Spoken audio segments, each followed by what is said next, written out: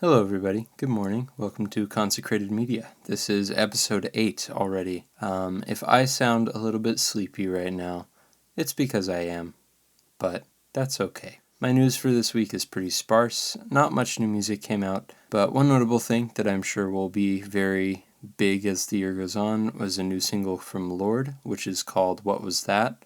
It's pretty good. We also got an EP from the band Citizens called Living is Proof, which came out on Friday. I am seeing them in concert with John Mark McMillan next Tuesday, I believe, and I'm looking forward to that. I still haven't listened to all of the EP, but I've heard a couple songs, and I enjoyed it. Adrienne Lenker also released a very long live album called Live at Revolution Hall, and my track of the week is going to be the live version of Little Things from that album, because on the original recording of Little Things with Big Thief, that's a very big and loud song, and it's beautiful, but getting to hear it with just her and a guitar is really something special, so go check that out. Also this week, Star Wars Revenge of the Sith was re-released in theaters, and among my friends at least, and I've been seeing it online a little bit, it's been getting a bit of a reevaluation, a cultural reevaluation. People are giving it its flowers as one of, if not the best Star Wars movie. I'm not a huge Star Wars person, so I don't have very relevant opinions on this, but worth noting. Also, some very nice and wholesome news this week is that Francis Ford Coppola received an AFI, American Film Institute, Lifetime Achievement Award, and it was about time. A lot of heavy hitters like Robert De Niro and Harrison Ford came out for that and spoke. Anyways, that's literally it. I am unfortunately recording this very shortly before the episode goes out. I have no good reason for that this week. I just have been doing other stuff, so I apologize for the scant news section, but I hope you all enjoy today's episode. I'm by myself today, but I'm discussing one of my all-time favorite Christian albums. That is Aretha Franklin's Amazing Grace.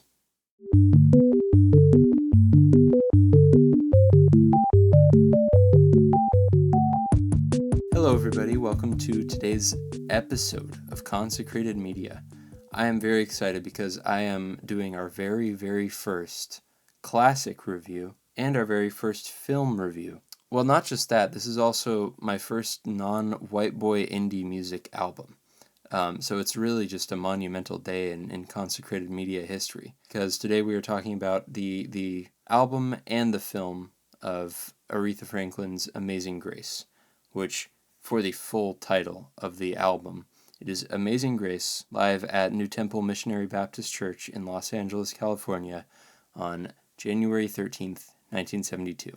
So this album is 53 years old. So before I get into it, I just want to give some reasoning for why I picked this one, which obviously I will continue to do so, but just basic reasoning for that, and what constitutes a classic review. By doing classic reviews, I want to cover albums that I think are, for one, just fantastic albums that have stood the test of time, and for two, have influenced other Christian artists or just artists in general, and really have impacted the culture in a unique way that is defendable and recognizable. Because I can talk about my favorite albums all day, doesn't necessarily make them all classics, but today, Aretha Franklin's Amazing Grace is a classic. And I also, as briefly mentioned, have been not guilty, that's not the right word, but compelled by the demographic of artists and music I've covered. Not that I dislike any of it. I love all of the music we've talked about so far. But I wanted to switch things up. What better way to do that than talk about Aretha Franklin, the Queen of Soul. So, Aretha Franklin. I am kind of at a loss for words with the task of introducing Aretha Franklin. I do assume that you know who she is, but if you don't, Aretha Franklin is like a titan. She is the Queen of Soul, the First Lady of Soul. She changed the game, really. Her career is just staggering. Her voice is extremely, extremely powerful and iconic. And even if you don't know much about her life or you haven't listened to her albums, you definitely know Respect, you definitely know Think, you definitely know You Make Me Feel Like a Natural Woman.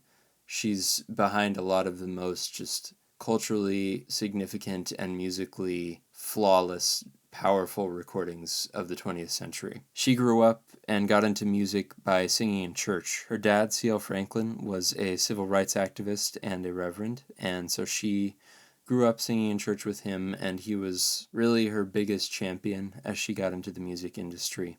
Just a brief addition, if you want to hear her singing at this point, there's this, it's not really a studio album. I believe it's just called Songs of Faith. It's just several recordings of her singing when she was literally like 13 or 14 years old. And it's very interesting comparing that to the album we're going to talk about today, which is Amazing Grace. So as Aretha got into the industry, she worked against the odds, which is an ongoing theme of her life. She had a very tragic life, and she was a very resilient person. And apropos of that, she cemented herself as a legend with the song Respect, which, again, you know it. It's a classic. It's one of the best songs of all time. So to give some context for this album specifically, this album was released in 1972, recorded in 1972, and released in 1972, that is. This was released kind of in the middle, or in my opinion, at the very highest point of her Atlantic Records run, which began with I Never Loved a Man the Way I Loved You, which is the album that has Respect on it.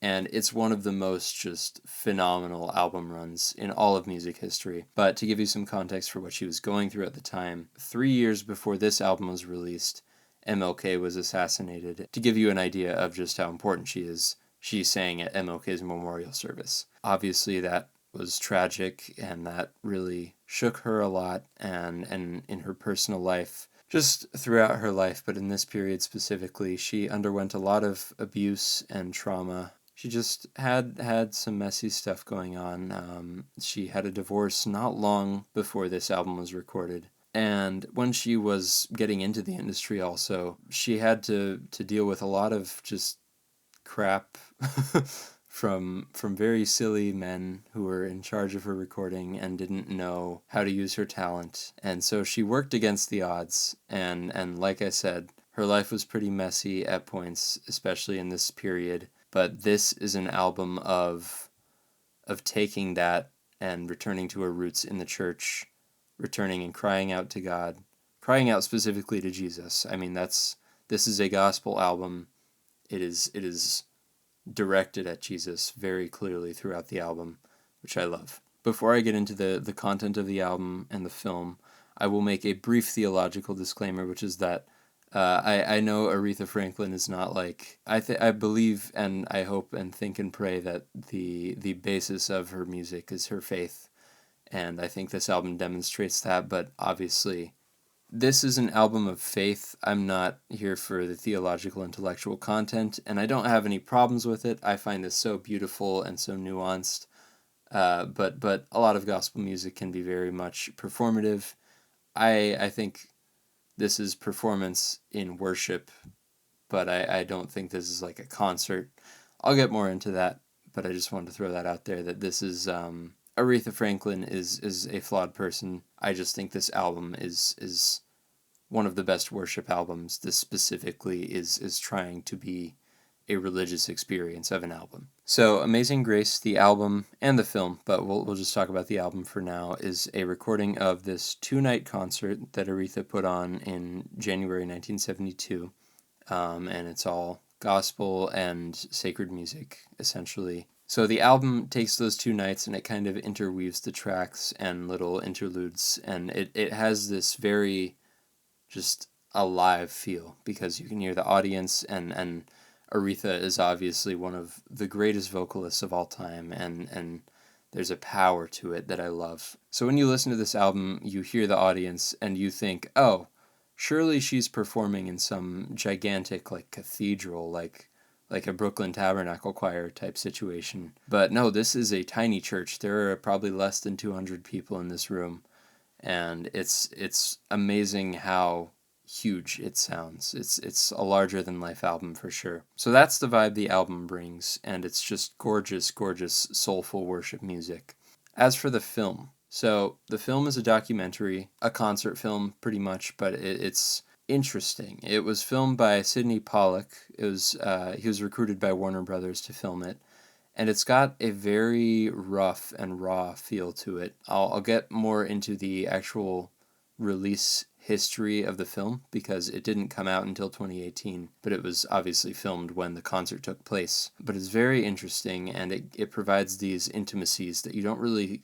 Your mind kind of creates a visual image when you listen to the album, and then you see the film, and again you realize just how small and intimate this concert and this setting is, and that's something I love. The film is awesome. I'll get more into that later. So that album went double platinum. It is Aretha Franklin's best-selling album, which is pretty cool considering it is a Christian album. It also won the 1973 Grammy for Best Soul Gospel Performance Album, and as far as I'm aware, it is the best-selling live gospel performance album of all time. It's really, in my eyes, arguably the best gospel album ever, which is quite a claim, but I think this really earns it. And as for the personnel on this album, it's ridiculous. So on the one hand, you've got the Southern California Community Choir, who are directed by Alexander Hamilton, not the founding father, but they're phenomenal. They're unbelievable. And then alongside Aretha, kind of leading the event, is James Cleveland, who is also a legendary gospel artist, and he was a bit of a mentor for Aretha alongside people like Mahalia Jackson and legendary gospel and a couple other legendary gospel and soul singers of the time. But Aretha's band is one thing I do want to highlight because these three musicians are like, if you know your soul and your funk history, these are legends. So you got Bernard Purdy, Chuck Rainey, and Cornell Dupree, who are basically three of the all-time great, undeniable studio musicians. They're basically royalty within soul music and just black music, that tradition at this time. I won't get into specifics, but like B.B. King, Luther Vandross, Steely Dan, you name it, they've probably worked with them. So it's very cool that they were involved in this album. But now that I've given you a little bit of the basic history and context of the album, let me tell you about why it is one of my favorite albums of all time. So for me, this is Aretha's best album, which is... it's probably a toss-up between this and Young, Gifted, and Black, but for today, I'm focused on this album. And like I said earlier, I view this as the peak of just her untouchable run of albums. It's kind of like the same way I would say Songs in the Key of Life is Stevie Wonder's peak from his golden era of albums. But the thing I love about this album, stupid, redundant thing to say, but the thing I love about this album is just the music. Like, you're taking the greatest vocalist of the 20th century, arguably, and you're using her powers for this consecrated beauty. It's just so reverent, and it's just sheer power. And the thing I love about it so much is that Aretha Franklin is completely lost in this music. It's really not a concert. It's truly a worship experience. It's intended to be a religious worship experience, and if you watch the movie, I can't remember whether he says it at the beginning of the album, but if you watch the movie, James Cleveland introduces it by just saying, "This is a church, this is not a concert. We want you to participate in this experience, this worship experience, and be filled with the Spirit." And if you're skeptical at all of that, you can also compare this album to an actual concert she did like just a year or two before, which is Aretha Live at Fillmore West, because that's playing the hits, playing a lot of covers and stuff. Completely different sound, completely different approach. This is a worship album. This is a gospel album through and through. This is Aretha taking the hardships and mistakes and messes of her life and unifying that into a cry out to God, resilience through Jesus, just beautiful statement of faith amidst the storm of life. So because of that, there's just so much passion here, and you feel it's remarkable because when I listen to this, I don't feel like I'm listening to... I feel like Aretha is somehow removed from this album. Obviously, it's Aretha singing, and obviously only she can sing this way, but also it's in that way that only worship can do, in that I forget who this famous person is, I forget who this iconic singer is, and I just hear this message and this beauty of her songs to God, and I love that. like I also said, I think the choir is unbelievable. They complement her voice so well, and they really. This is like my third episode using this phrase, but they take him to church. I think this album, this choir, Aretha here, if you look in the dictionary for the definition of the phrase take you to church, it will show this concert in its entirety. One other thing I love about this is that it just does not shy away from the Jesus of it all. All of these songs, there are classic hymns on here, like What a Friend We Have in Jesus, and obviously Amazing Grace. Her rendition of Amazing Grace is just one of the most iconic, legendary gospel, not just gospel, just music performances, live performances ever from this century. But I love that that's the case, because a lot of music in the soul sphere, when it veers into the gospel territory, can be really beautiful and powerful and uplifting, but not explicitly about Jesus or to Jesus. This album is not like that. This is an album for Jesus, about appreciating, revering, worshiping, loving Jesus. And I love that about it. One other thing I love, which I've already touched on a little bit, is just the theological nuance of this, because going into this from the perspective of what Aretha has been through, what the Black community at this time has been through, and seeing this as just this beautiful, this beautiful moment in history really adds such a spiritual weight to it, makes it feel so beautiful, unique, and powerful. And because of that, I don't think it's really recreatable. Just this time was so. This is a time when jazz and soul music were flourishing, and you were coming out of the civil rights movement, and you hear that come through on this album, and that's unique and awesome. Awesome in both the everything is awesome way, but also awesome in the awesome power way. Not only that, but this expression of trust in God turned into her best-selling album of all time, which is pretty astounding. I also love the collaboration of this album, just the community, the sense of worship within the congregation, as well as between the people playing the music. James Cleveland, obviously, I mentioned him already, he's amazing, but I love seeing Aretha's father come up and talk about her, how proud he is of her, how much he loves her, and knowing that he was really her biggest fan, her champion in life, is really just wholesome and beautiful, especially when you compare that to a lot of the other men in her life and other figures in this sphere of music, like Marvin Gaye, whose relationship with his father was unbelievably tragic, was incredibly tragic, and a story for another time. I love the way that they ride the very, very fine line between popular music and the sacred music, because, like I said, they use classic hymns, but this also manages to incorporate very popular songs by Carole King, You've Got a Friend, Marvin Gaye, Holy Holy. In the film, not in the album itself, but in the film, there's like an instrumental breakdown of George Harrison's My Sweet Lord, which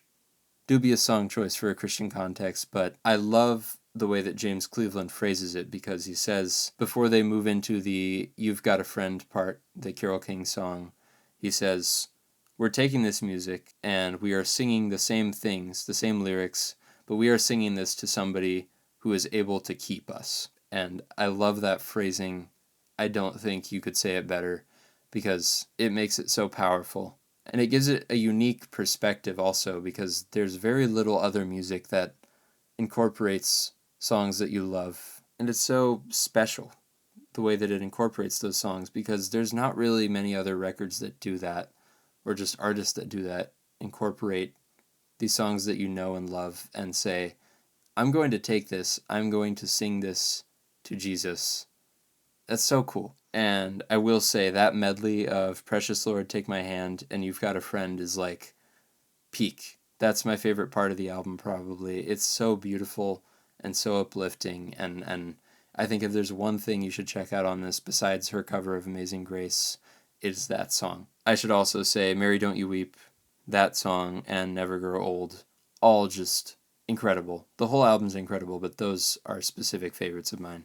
Yeah, Never Grow Old is insane. It's just like 9 minutes long, and it's her just at the piano singing. So that's where I'm coming from with regard to the album, and then let me tell you a little bit about the film. So the film had a very troubled nigh impossible release history.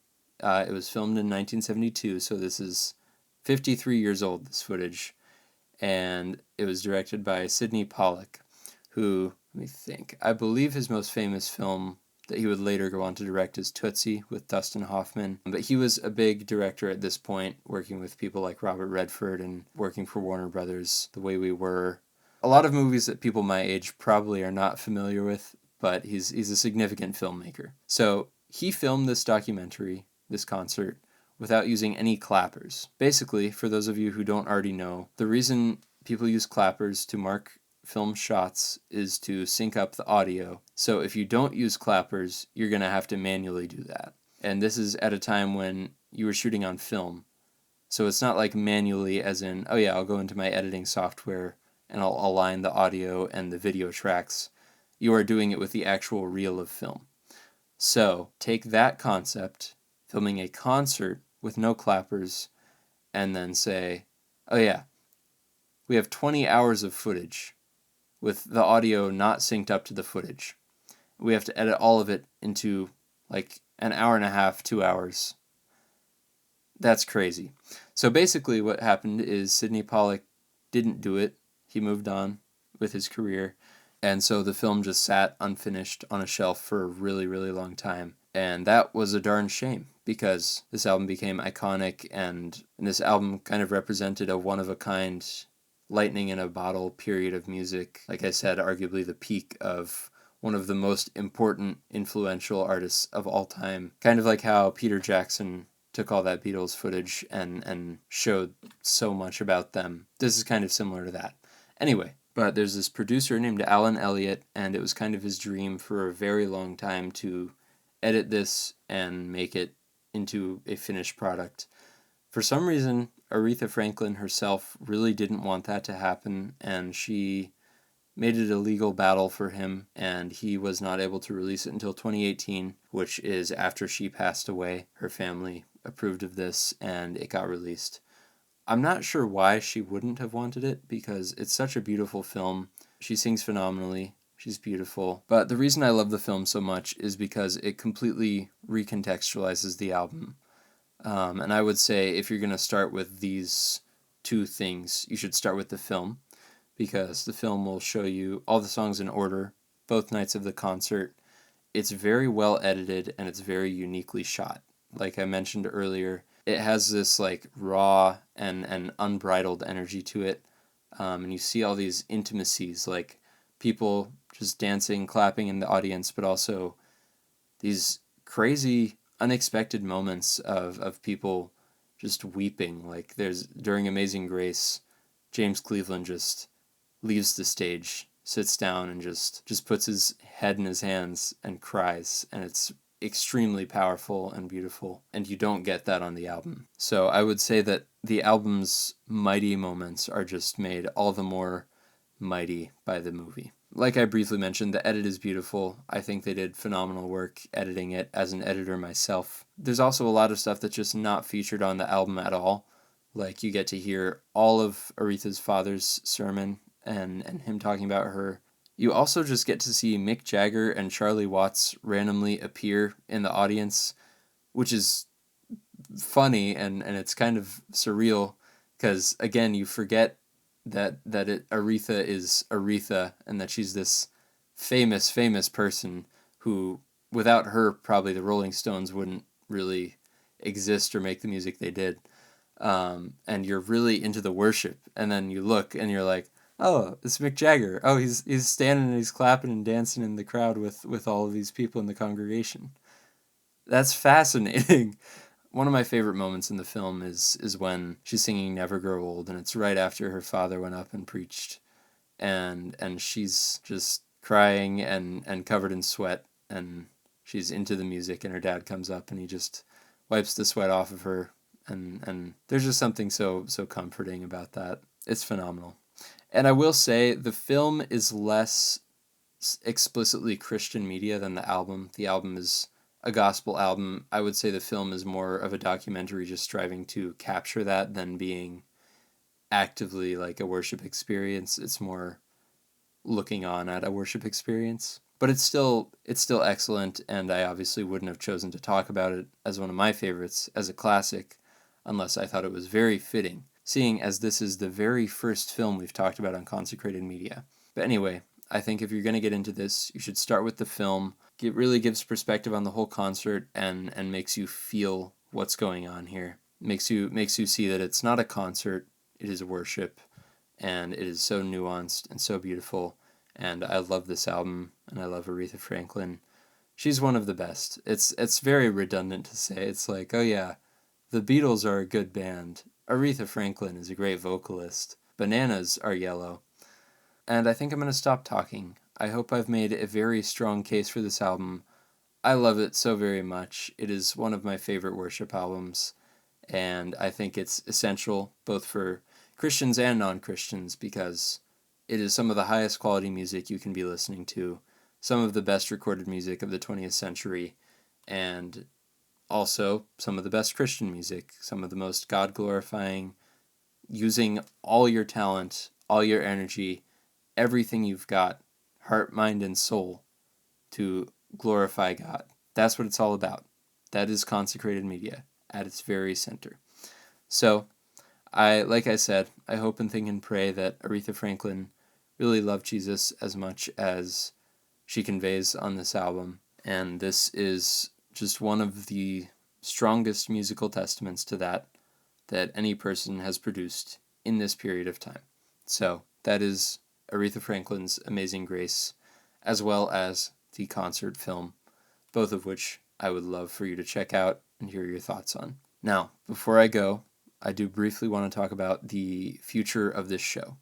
So, I don't think I've ever mentioned it on air. I've mentioned it to some of the guests, but this has been a class project. I've been making it for a digital media class at my school, but I've loved it. I've been passionate about it. I've been learning so much. I probably will not be able to keep doing this through June, which is very sad, but I'm going to try to keep making episodes as long as I'm able to, every Tuesday, because this is something I'm passionate about. I've been really honored and blessed by the response it's gotten, and I don't want to just stop it. I'm still in disbelief that I had John Guerra on the show. We shall see. But yeah, expect more for the next few weeks, and I will keep you all updated. Thank you so much for listening to this episode. Go listen to some Aretha Franklin. Get that white boy stuff out of here. Yeah, you guys have a wonderful rest of your week. This has been Consecrated Media. Did you enjoy this episode? Want to hear more of this? Please let me know by leaving a rating or review wherever you get your podcasts, and feel free to interact with me over on Instagram at consecrated.media. And everybody, keep it snazzy.